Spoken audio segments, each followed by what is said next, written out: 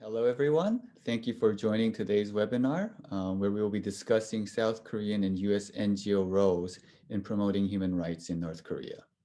Today's event is the last event of a three-part series on North Korea human rights hosted by Stanford's Korea program. These webinars spawn from a conference that focused on human rights in North Korea, which we hosted about a year ago in June 2020. This forthcoming book, The North Korea Conundrum, is an edited volume of the papers discussed at that conference. And both of today's speakers participated in that conference. And as part of the spring webinar series, we discuss the UN's role, the South Korean and US government's role in North Korea human rights issues. And today, as our last webinar, we'll be focusing on both the US and South Korean NGOs' role in North Korea human rights. The timing for renewed discussions on this topic is perfect, as President Biden will meet President Moon Jae-in of South Korea tomorrow, and human rights issue may be likely on the agenda. So today we have two guests, and as such, I'm delighted to introduce our speakers, Minjung Kim and Keith Luce. Both have deep experience and knowledge on North Korea human rights and NGO activities. Minjung Kim is Associate Executive Director at Save North Korea, a non-government organization focusing on human rights in North Korea, and a Vice President at Future Korea Media, a biweekly journal focusing on national security and politics in South Korea. Since joining Save North Korea as a founding member 22 years ago, she has been managing various projects from producing midwave radio programs, bringing North Korean defectors into South Korea, helping them adjust socially and culturally, to sending leaflet balloons and hidden cameras into North Korea. Kim is also a visiting researcher at Georgetown University and a research fellow at the Yonsei Institute for Modern Korean Studies. Thank you for joining us, Minjung. Keith Luce is Executive Director of the National Committee on North Korea, Ncnk, an organization dedicated to promoting principled engagement between the United States and North Korea.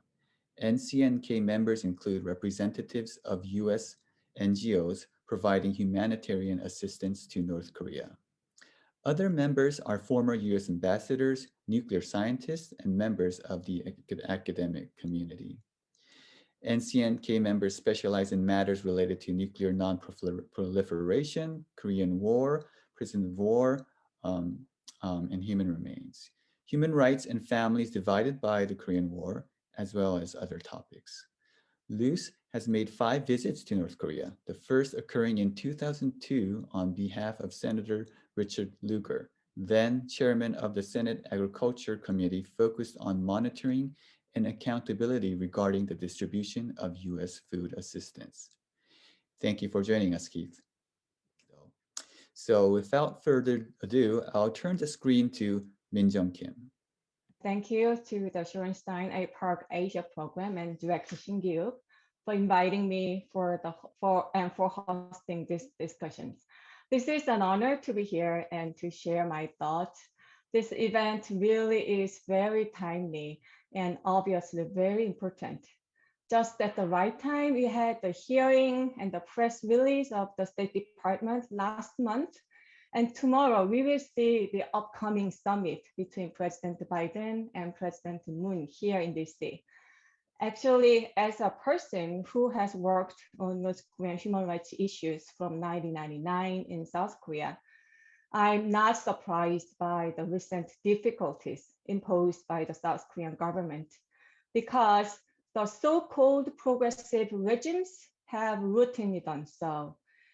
Yet the anti-leaflet law is the worst of them all.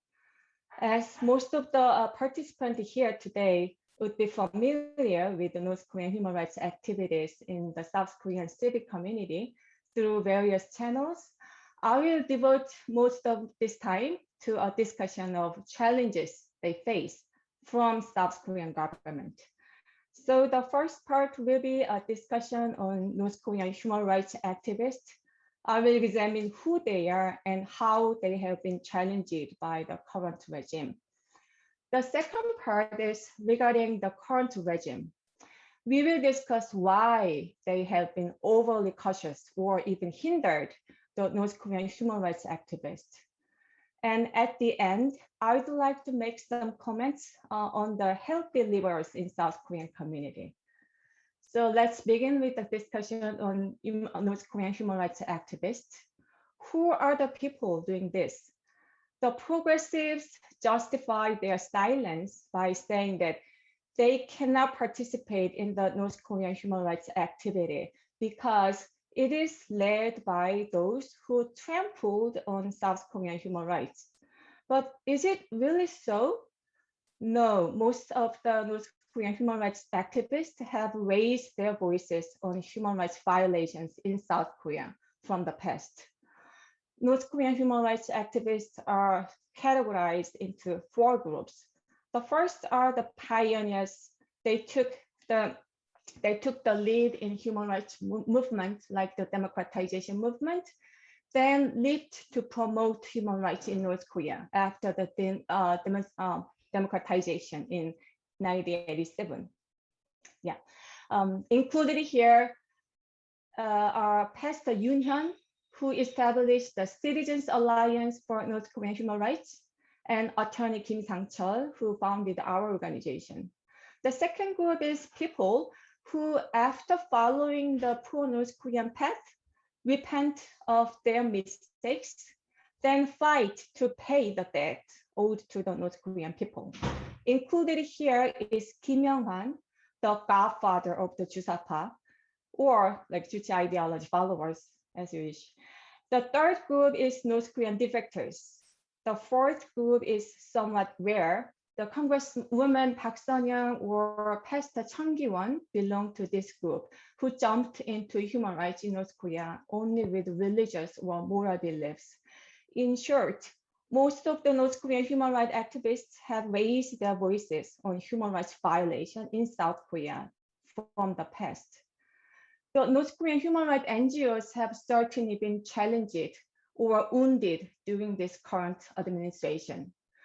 Government suppression started right after the inauguration, and the number of issues they are confronting the NGOs is unprecedented.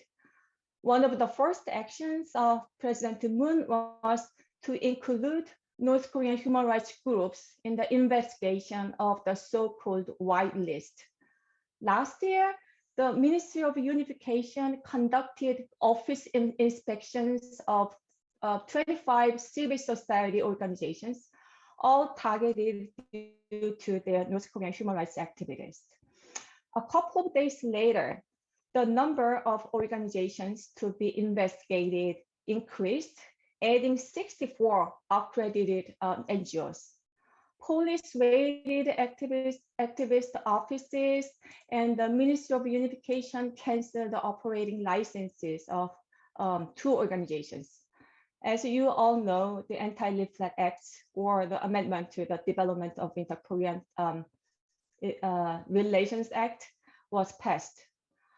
President Moon did not stop here. There's another bill not well known to the outside world. It is the amendment to the Inter-Korean Exchange and Cooperation Act, proposed last January. The proposed revision is aimed at restricting radio broadcast, although the Ministry of Unification denied it. Due to the time limit, I won't go through the details, but it is true that the current legislation sees radio broadcasting as subject to this bill. It poses questions to the Moon government and the progressive community in South Korea. So let's move on to the second topic. Why do you think are the South Korean progressive groups so passive? In the global community, a great number of progressive group leaders and party members, even including the members of the Italian Community Party, have been denouncing the North Korean human rights situation. However, in the South Korean progressive or left-leaning groups have long been reluctant to criticize North Korean human rights abuses. What do you think is their motivation? Let's see how they explained and excuse themselves. Their self-excuse for the paradox is that because they value social rights over political rights. This may be correct, but it only represents a general tendency of the liberals in the global community. It is not so simple in the case of South Korea. They are not simply passive about human rights in North Korea. They do not hesitate to act in concert with the North Korean regime. Look at them stepping forward to block leaflets in 4.5 hours after Kim Yo-jong criticizes the leaflet activities. They have been developing several other logics. Examples are that North Koreans' human rights violations are exaggerated. The hereditary dictatorship has its own systematic reasons. The human rights issues in South Korea are as dire as North Korea. It is interfering with internal affairs, and peace should come first. Most of such logics have lost their power after the North Korean human rights issues have become an international issue. Yet, their attitudes remain unchanged. To grasp their perception of North Korean human rights, we need to identify the nature behind their superficial claim. To understand their motive, the first question should be, what is the Kim Jong-un regime to them? There is one point that American progressive societies and healthy liberals can never grasp. That is, they have considered North Korean defectors as traitors. There is an expression that they see North Korean defectors as traitor trash or human scum. This expression is directly from the mouth of a then Congresswoman referring to a former employee of my organization in 2012. Many media have covered the story, so you can look it up. Let me give you another example. In 1994, a senior from my university began North Korean aid campaigns right before transitioning from Jusapa. During the campaign, his comrades barked in, criticized him as a traitor who undermines the prestige and face of the North Korean regime, and destroyed the fundraising box. As another example, the class supplementary books purchased by the Education Office, with taxpayers' money, of course, says the following. It is extremely rare among North Korean defectors who defected because they are dissatisfied with the North Korean system. Everyone came to South Korea due to the temptation that they will be paid for settlement and given a house. I do not doubt the ideology simply based on the word traitor. However, we can at least they care about the face and authority of the North Korean regime only, while having no considerations for the life and human rights of the people. But the second question to ask is more important.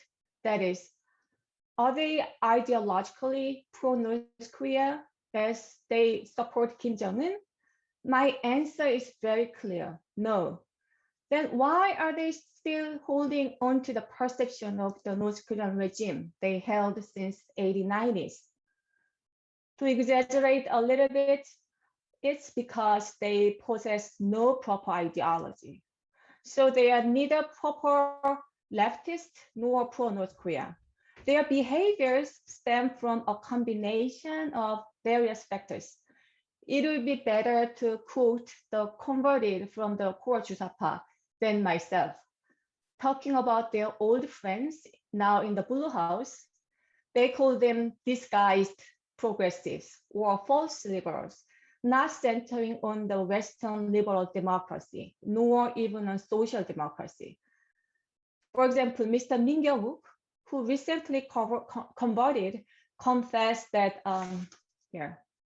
I belong to an intellectually inferior group, and that he insisted on an anachronistic ideological fight because he didn't study, and therefore he didn't realize. I have been working on North Korean human rights and publishing a magazine on national security, international relations, and politics. And my conclusion is the same. The so-called progressive group's thinking is rigid and soaked in inertia due to the lack of study, or they are obsessed with vested rights and power out of fear of being criticized by their colleagues. So honest and objective discussion about North Korea is taboo within their group. Most of such people who are infatuated and seriously observed in Juche ideology or self-reliance in the 80s have already been converted, including North Korean human rights activists such as Mr. Han Gi-hong. There are also a couple of true progressives who raise their voices on human rights in North Korea, while the social or political or ideological tendencies remain unchanged. Mr. Jang Gi-pyo is one of them. In very few cases, some belong to the political institutions, yet voice their concerns. One example is the then Democratic Party Congresswoman Lee Yeon-ju. However, she realized the hypocrisy of the progressive group, then left the party and joined the Conservative Party. Congressman Park Yong-jin also modestly criticized Kim Hye-jung as a current Democratic Party member. And I'm looking forward to his future works. Another key figure is Mr. Han Ha-gap, the former president of the New Millennium Democratic Party, and now he is leading the Inter-Korean Exchange Support Foundation. He maintains the balance by criticizing Kim Jong-un for the violent reign of terror. He also highly praised the North Korean defectors as a precious existence for the entire North Korea and South Korean people. However, they have been what they have in common is that they have been marginalized. They are outliers or outsiders of the progressive. However, although they are few, I hope those people can be the bridge. Let me end here. Thank you. Thank you very much, Minjung. So we'll next go to Keith. Thanks to the Shorenstein Asia Research Center for this privilege. So my presentation will focus on humanitarian engagement with North Korea from the perspective of US NGOs. At the present time, there are about 30 American non-government organizations that have programs focusing on the DPRK.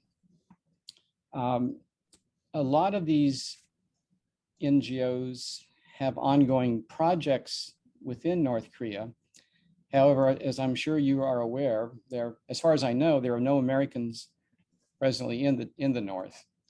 Some of the humanitarian projects are ongoing with the help of locals in North Korea. But given the extreme quarantine measures put in place by North Korea following the discovery of COVID in China, it has been impossible for the NGO workers from the US to return there. And I should point out that while European NGOs are allowed to have offices in North Korea, that does not apply to American NGOs. So whenever American NGOs work in the North, they must go in and out according to the project. But there are a wide range of programs and projects that occur in North Korea as a result of these American NGOs. Some are focusing on clean water for North Korea's neediest citizens, well drilling in that regard. Some projects relate to breeding cattle or herd development. Other projects are life-saving in nature, such as tuberculosis, multi-drug resistance, TB, malaria. Also, one NGO works specifically on assisting North Korean children who have cerebral palsy. And this project is now expanding into some other areas as well. We have Americans who work on developing habitats for cranes in North Korea, in other words, to improve the ecosystem, which has an impact on agriculture. Americans work on grassland development, reforestation, providing canned meat and other food products. So Americans are involved, American humanitarian workers are involved in a wide range of projects. These are all funded by the NGOs. These projects are not funded by the United States government. It is important to point out, however, that North Korea, as you know, the border's shut, and North Korea, from the beginning of COVID, rejected offers of assistance, personal protection equipment, etc. One American NGO had a plane load of equipment ready to go to North Korea, and they said no. And so across the board, and I think that the same applies for the most part to South Korean NGOs, the North has not been willing to accept COVID-related assistance. Now, in addition to the outline I've just provided on the types of projects that NGOs are involved in, we also have American NGOs that work on divided families of Americans and North Koreans. We have an NGO, we have a couple of NGOs that work on issues related to the Korean War issues, POW, MIA, human remains issues. And so they work to keep, and you know, at the end of the Korean War, there were about 6,000 Americans unaccounted for. And so these organizations work to keep those projects alive as well. But on the issue of challenges for the Americans, on the North Korean side, as you're already aware, there is the issue of lack of access to the country.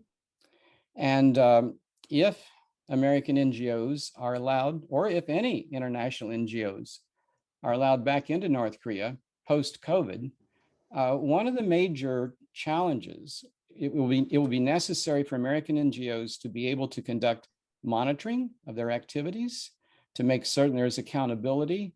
And our NGOs had these practices in place before COVID. But where it will get very interesting, it's just essential that American NGOs going back into the country be able to continue the monitoring of their work. In addition, the travel ban. Due to North Korea arresting a number of US citizens, the State Department imposed a travel ban. However, American NGOs, humanitarian workers, journalists, a few other categories of people could apply for a special validation passport to go into the North. Well, it's important that American NGOs who've invested a lot of sweat and financial resources, that they be able to continue their work. And so pre-COVID, it was necessary for the NGOs to apply for special permission to enter North Korea on a per trip basis.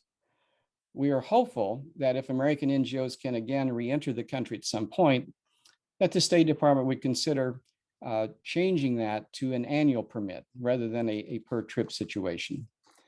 Also, American NGOs must obtain licenses from the US Treasury Department to operate in North Korea. And as I'm certain that our audience is aware, there is now a lack of a banking channel in terms of getting money into the North by the United Nations or by US or other NGOs.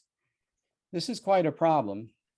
In fact, there are a number of international NGOs, none of these are American that I know of, but there are some international NGOs. There are UN officials who are in arrears to the North Korean government because they had to borrow money to pay for groceries or pay for rent because there was no banking channel to get funds into the country. So what's been occurring for months, a long period of time, is that UN officials, American NGOs have had to carry cash into the country to meet their basic needs related to operations of their various projects. There's also the opportunity and the challenge of the 1718 committee exemption process. And this is the United Nations panel that will review requests by NGOs from anywhere in the world to obtain an exemption to an existing UN sanction so that their humanitarian work can continue.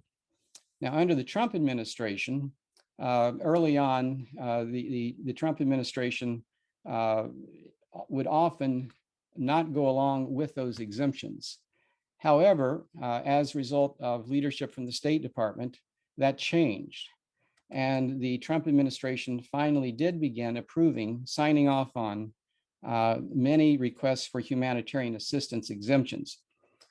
What will be interesting, though, is this issue of development. The 1718 committee under the Trump administration, it was unlikely that the Trump administration would sign off on development projects. For example, an international organization applied for an exemption for some kind of climate change work in North Korea, and that was a non-starter. Some of the humanitarian related work gets into development. So it will be interesting to see how the Biden administration decides to portray life-saving humanitarian assistance versus development. There's also what I would refer to as donor fatigue beginning to set in. You have American NGOs that rely upon donations, and as their donors see that North Korea is not allowing entry, then donors are beginning to say, well, why am I putting money into humanitarian projects in North Korea when there are many other needs throughout the world? And another challenge is the fact that there are thousands of cargo containers sitting on the China side of the border with food, with medicine, a number of other humanitarian related goods that have been unable to go into the north. So consequently, you've got expiration dates upcoming. You have food that has had to be rerouted to other areas because of this. Now, I understand the North Koreans insist that it must be this way on account of COVID, but hopefully they will reconsider and establish some kind of protocol of allowing medicine in. It is our understanding that today, North Korea has no TB medicine, no multi-drug resistant TB medicine. That means that TB patients in North Korea will be dying who needed that medicine, who were already under treatment. It also means that you will see a spread of TB throughout the country, multi-drug resistant TB, which of course could impact South Korea as well. So in the humanitarian sense, some of the very basic challenges in the north of the neediest of North Korean citizens, some of those challenges are only getting worse. Finally, I would say that recently, Deputy Assistant Secretary Jung Pak, who covers North Korea and global China for the State Department, she met with US humanitarian NGOs. She heard what their work is about, what they had to say. And so we look forward to continuing that dialogue with Das Pak once it is able, once the time comes, if it does come, when US NGOs can again re-enter North Korea. So with that, I will conclude my remarks. Thank you. So once again, thank you both for your remarks. So first, going first to Keith. So it seems like COVID-19 is playing a considerable role. It's affecting humanitarian aid assistance to North Korea. But in going forward, do you see this, for instance, do you see alternative way of NGOs seeking alternative ways of providing assistance? Because like we discussed before, COVID-19 is likely going to change a lot of things in the way we do business, the way we operate our normal lives. Do you think that will change, or do you see any avenues that this might change NGO activities related to North Korea? So that's the question I had for Keith. One question, so I'll just lay out both questions to Minjung is, so if you hear Keith's remarks, it's most of the focus on international NGOs and US NGOs center around humanitarian aid. But in Korea, a lot of the discussion really centers on political ideology and the activities, and also related to leaflets and sending information. But suppose hypothetically, why don't we see the current government? You mentioned they're not just strictly pro-North Korean, they are somewhat, coming from a liberal background, some have converted, but why aren't we seeing more discussions focused on humanitarian aid, and whether allowing that in certain capacity and dialogues with the North Korean? Why is the discussion so centered on ideological aspects? So I'll first pose those two, and since I asked Keith first, I'll go with Keith first. Your question is fascinating because ultimately this gets at the root of who is in charge in North Korea, and who is making the decisions related to COVID. It's a personal opinion that hardliners in North Korea, as former German Ambassador Schaefer would refer to them as a precarious collective of hardliners, from the party, the security services, the military. I don't know that these folks are interested in any sort of timely reentry of international NGOs to North Korea. It's a personal opinion that the challenges to international NGO work in North Korea do not come from the Ministry of Health or the Ministry of Agriculture, or a number of other ministries, but actually from the hardliners who have more on their mind than simply taking care of the needs of the neediest of North Korea's citizens. So these are the folks who are going to make some decisions that will impact the number of people who remain alive or not among the neediest of the population. Thank you for asking the great question. Let me rephrase it. Regarding, I talk about the dynamics between the North Korean human rights activists and humanitarian activists in South Korea. It is quite different from the case in US. In US, there are bridge building groups operating across the networks. One great example would be what Mr. Luce has been doing through his organization, which has been actively promoting US and North Korean engagement, and at the same time included a wide range of members from both liberals and conservative communities, including Professor Victor Cha and Dr. Balbina Hwang. However, in South Korea, the human rights-based approach and humanitarian-based approach are in a very strained relationship.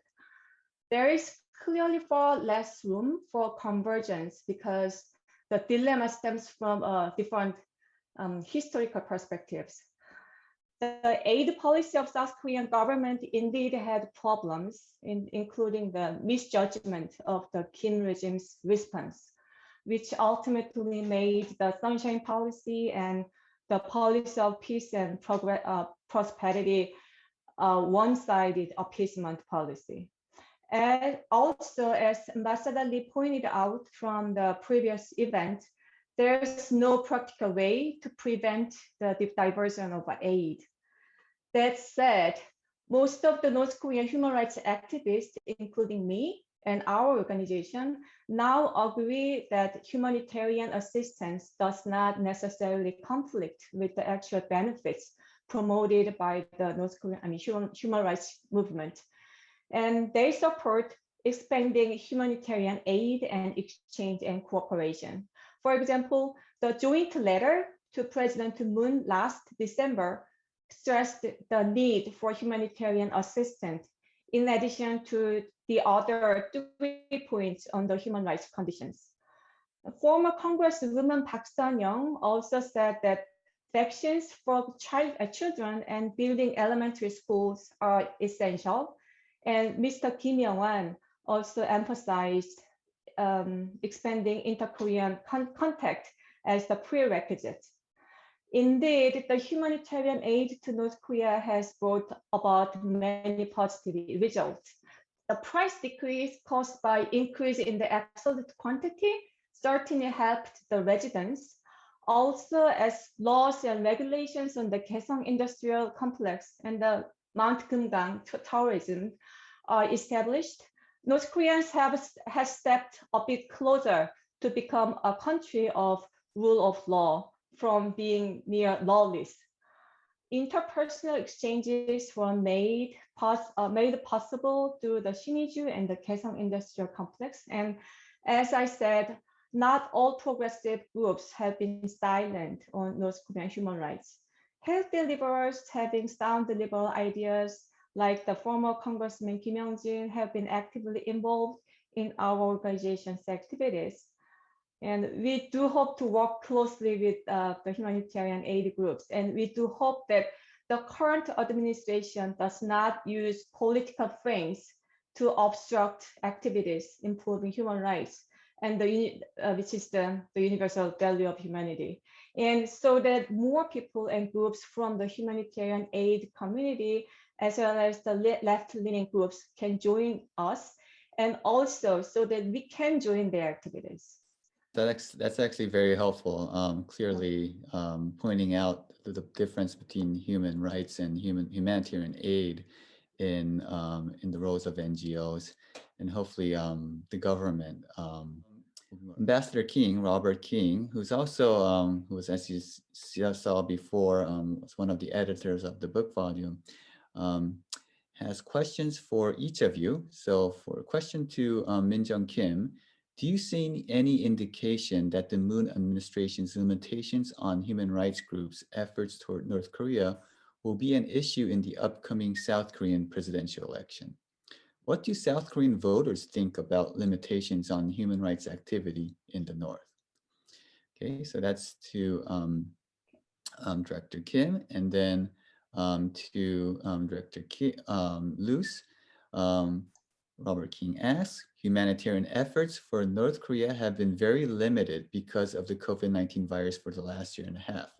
Despite this, have you seen any indications of a more positive attitude toward humanitarian aid in the short time the Biden administration has been on assistance? Let me rephrase it. Does the passage of the anti-leaflet law indicate South Korean support for the law? That would be kind of an alternative question to ask for your question. The answer is no. The Democrats acted alone to pass the law. Before the general election last year, the number of lawmakers of the ruling party and the opposition party almost equaled, like 122 versus 123. Yet, by dividing the public opinion toward supporting the government to overcome COVID-19 hardships, the number of members of the ruling party increased greatly last year. Opposition lawmakers filibustered, but the Democrats forcibly terminated the filibuster for the first time in our history. Currently, the Democratic Party has a lower approval rating than the first opposition party because distrust toward the Democrats and the government has been accumulating. Several days ago, for example, I remember there's a poll, the 한겨레 commissioned the poll. The newspaper is one of the pro-government. However, the results show that Democratic Party ranked first as a party that would never receive one's support, with about 40% of the participants saying so. Actually, among the laws the ruling party passed on its own that day also included was the bill to amend the National Intelligence Service Act. This law gave the anti-communist investigation power of the NIS to the police. This is like, giving up catching spies. And I'm sure Kim Jong-un must have been very pleased. And I'm sure our people, our Korean citizens, will not be pleased.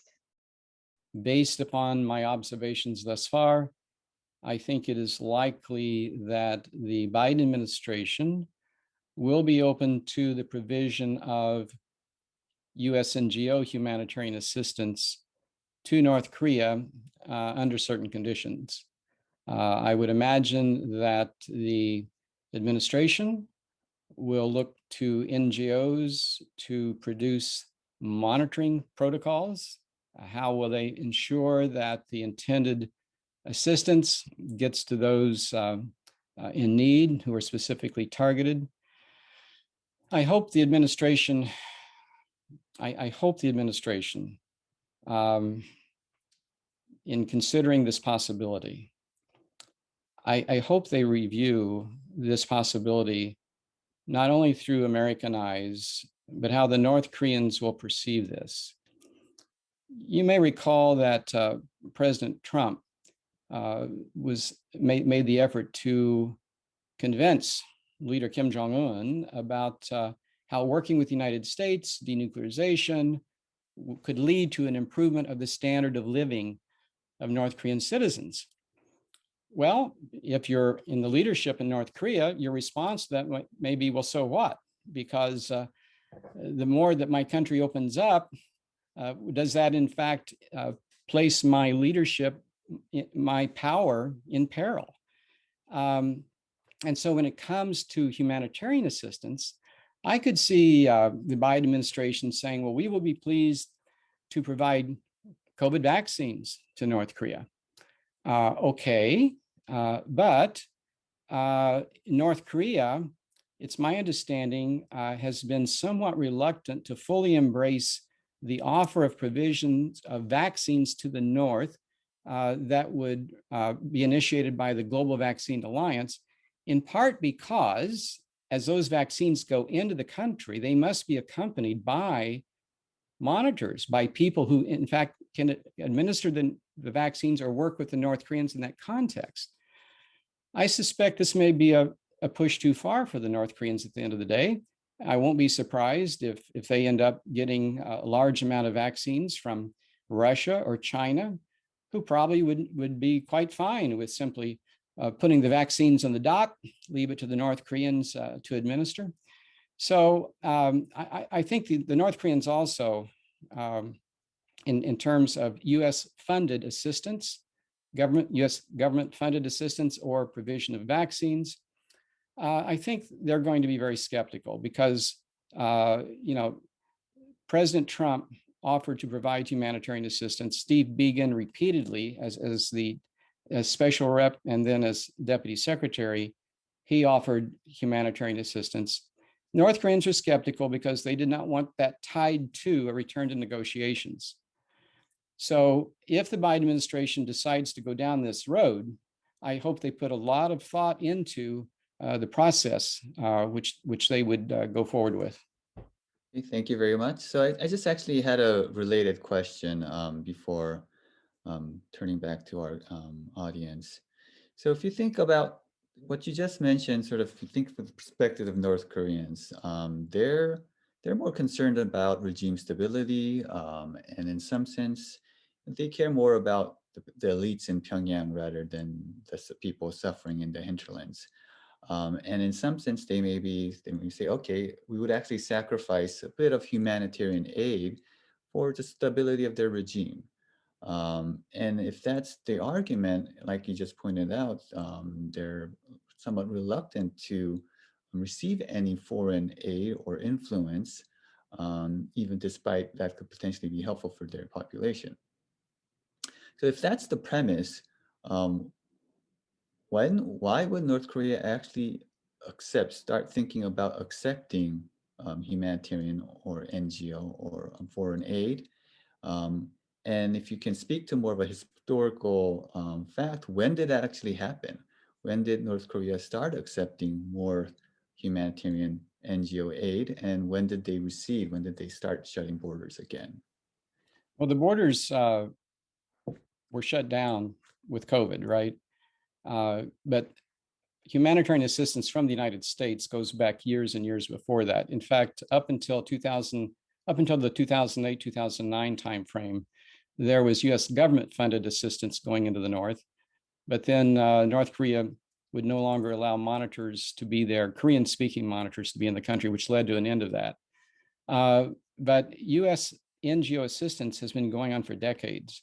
And so I want to expand though upon my response to your question in that when someone says to me, what do you think North Korea will do about this or that? I have to come back and say, well, which North Korea are you talking about? I mean, a while ago, I talked about the hardliners, right? This precarious collective, and they have power.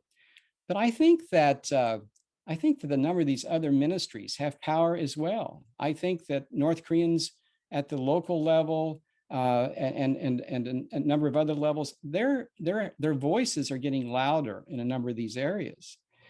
And so part of the answer to this provision of humanitarian assistance will depend upon conditions within the North. And it will depend upon the abilities of the Ministry of Health, Ministry of Agriculture, and others to convince the hardliners that we really do need to address the needs of the citizens. So I must confess that I'm fascinated by the question, which North Korea, and at what level? I'm amazed that North Korea, which has, I just spoke about how they were not attracted to Trump's idea about a lot of investment coming in. On the other hand, in recent years, North Korea has allowed over 3,000 North Koreans to be trained on how to start a business, how to make money. They've been trained by Chosen Exchange out of Singapore. And these individuals start businesses, they make money. And Chosen Exchange people tell me that there's a lot of competition among the North Koreans to do this. Now, those are elites.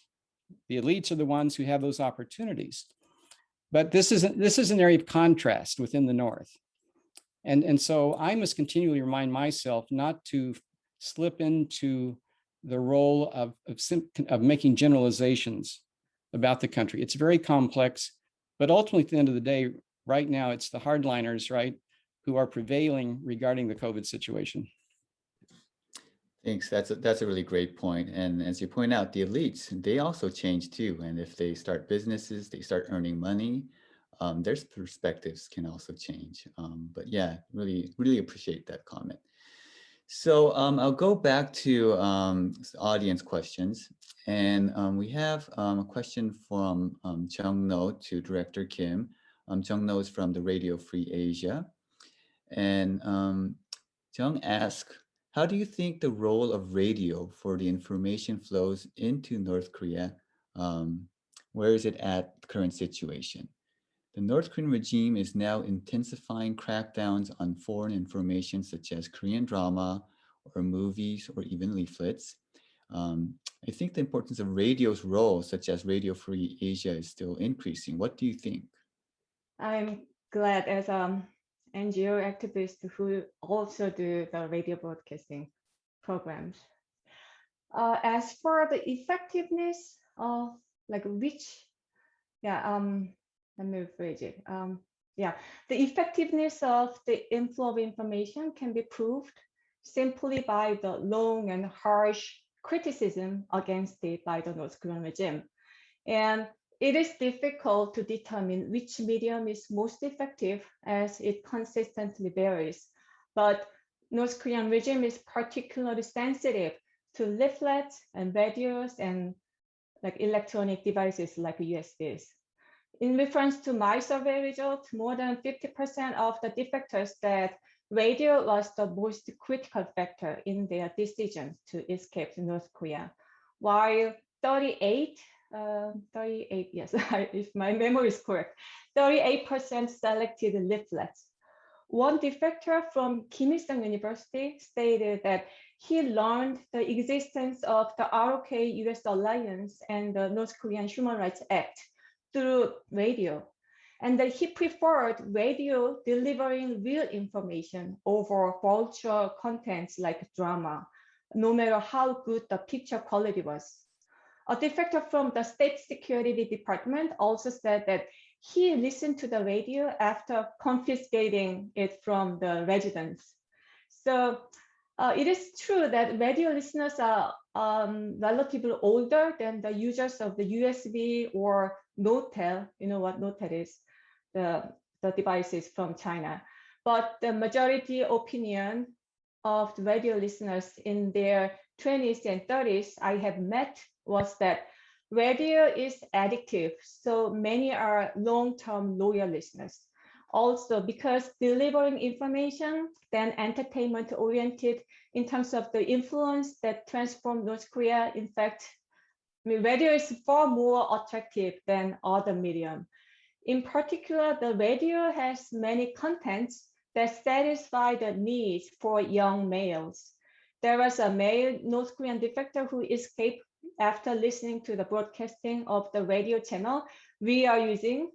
He was a listening agent, in Korean 방청요원, meaning that he was responsible for listening solely to foreign radio and reporting the contents to the North Korean regime. Of course, this position is given only to the highly educated members of the Labour Party. He defected when he was in his late 20s. Despite receiving ideological education over several generations in his family, he was shocked by the fact of radio broadcasting, defected, and now works on North Korean issues at the information institution in Korea. So the main consumers of the news-heavy radio broadcasting programs are usually those strongly motivated to seek quality news rather than those concerned more about their daily life. Yeah, I think I better elaborate a little more on the Anti-Radio Act, because I don't think Mr. No from the Radio Free Asia is well aware of this newly proposed bill. The full name is the Amendment to the Inter-Korean Exchange and Cooperation Act, proposed last January. The problem is this bill aims at restricting radio broadcast to North Korea. This bill restricts intangible object in electronic form transmitted through information and communication networks. There are two components here.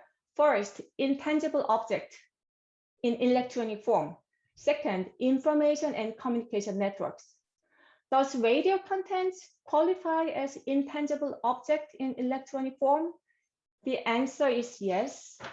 Let me read it. The enforcement degree of the Foreign Trade Act, in Korean 대외무역법 시행령, and the Foreign Trade Management Regulations, 대외무역관리규정, prescribe intangible object in electronic form include radio broadcast. Second, is radio broadcast transmitted via information and communication networks? Correct. 정보통신망법 in Korean, or in English, the Information and Communication Network Act, and 전자사업자법, the Electricity Business Act, stipulate that radio broadcasting using radio wave is transmitted and received through the information and communication network. As such, there's no doubt on the current legislation that radio broadcasting to the North Korea is subject to be banned, referred to in this amendment bill. The denial by the Unification Ministry equals saying that electric kettles are not appliances that use electricity. I really want to believe the claims by the government, but we have already been deceived once. If you remember, in 2018, the government claimed they will not restrict civil groups' leaflet activities. They actually kindly gave reasons that first, they are not in inter-Korea exchange, and second, they are unspecified recipients. However, the assurance was reversed within 2 years. The government passed the Anti-Leaflet Act. This time again, the government argues radio broadcasting will not be restricted. At the same time, however, it remains silent to the request to specify the bill to exclude radio broadcasting. It is up to you to place your trust in the government, in the Korean government again. No matter what the fact is, this new bill, as well as the new law, is clearly against the right to knowledge and freedom of North Korean citizens and freedom of expression of the South Korean people, and will greatly increase the risk of doing North Korean human rights activities. It's amazing how, despite all these new technologies and gadgets, radio is still a very powerful mode of influencing people. So there's a few more questions, couple more questions that are directed to Director Luce. So I'll just share both of them. So President Biden mentioned reunion of the Korean divided families who lives in the U.S. last year. Do you think, is there any possibility it would happen in the near future? Another question is, do you have any information from NGOs how much North Koreans are suffering from the current pandemic with limited or without humanitarian support? On the second question, I would just say the answer is no. I mean, it's very difficult to obtain information related to deep inside North Korea. There are some anecdotes along the border, but it would be inappropriate for me to make any conjecture in that regard.